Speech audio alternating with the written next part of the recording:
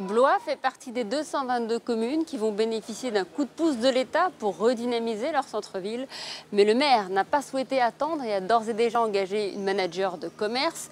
Il faut dire que 8% des locaux commerciaux sont vacants, c'est un peu moins que la moyenne nationale, mais trop pour la mairie qui souhaite casser cette image de ville morte.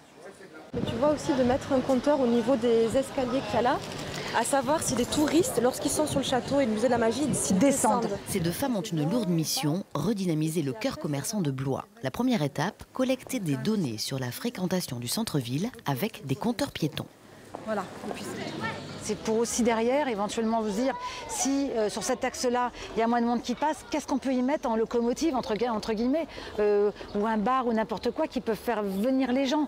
C'est vraiment en fait des renseignements importants pour développer en fait l'activité et les magasins qu'il faut y mettre. Le centre-ville de Blois compte 8% de locaux commerciaux vacants. C'est 3 points de moins qu'au niveau national, mais c'est toujours trop.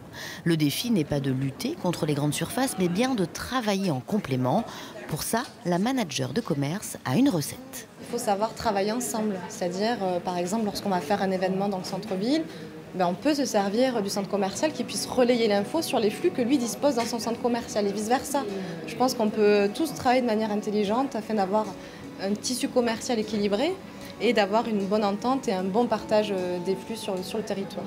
La solution, travailler main dans la main entre partenaires. CCI, Chambre des métiers, Office de tourisme, tous ont signé une feuille de route pour donner un coup d'accélérateur au commerce. On est véritablement sur des actions concrètes de recherche de prospects, de porteurs de projets, faire venir des enseignes sur notre cœur d'agglomération qui n'existent pas sur le territoire aujourd'hui, pour simplement qu'elles jouent un rôle de locomotive et de redynamisation de ce cœur du département de Loir-et-Cher. Blois est une des villes moyennes sélectionnées par l'État pour être accompagnée financièrement dans le développement des centres-villes. Elle compte aussi sur ce coup de pouce financier pour réhabiliter les logements vacants. À Blois, 20% des appartements du cœur de ville sont inoccupés.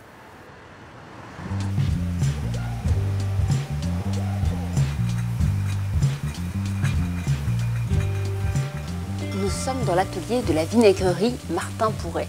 C'est l'une des plus anciennes entreprises de la région Centre et c'est aussi la dernière vinaigrerie dite d'Orléans. Bonjour Jean-François Martin. Bonjour. Donc vous êtes l'actuel dirigeant. Alors expliquez-nous ce qu'est de si particulier cette méthode d'Orléans. Alors cette méthode d'Orléans remonte au Moyen-Âge, donc à l'époque où la Loire était navigable. Les vins qui avaient piqué au cours du voyage étaient laissés sur les quais de Loire à Orléans et les artisans de l'époque ont élaboré ce traditionnel procédé d'Orléans. Et ce traditionnel procédé d'Orléans a été reconnu par lettre patente en 1580 par les lettres du roi. Alors aujourd'hui, l'authentique procédé d'Orléans, c'est transformer le vin en vinaigre dans ces tonneaux qu'on appelle des vaisseaux, et on va donc transformer en 3 semaines 50 litres de vinaigre par tonneau. Donc c'est un procédé naturel, une fermentation de surface, donc où on va transformer l'alcool du vin en acidité. L'entreprise est née en 1797. Il y en a eu jusqu'à 300 des vinaigreries dans la région. Vous êtes le dernier. Qu'est-ce qui a fait que ça a disparu ? C'est beaucoup, à la fin du 19e, début 20e, l'industrialisation, les procédés industriels. Donc l'ensemble des vinaigriers d'Orléans sont passés aux procédés industriels au détriment de la qualité.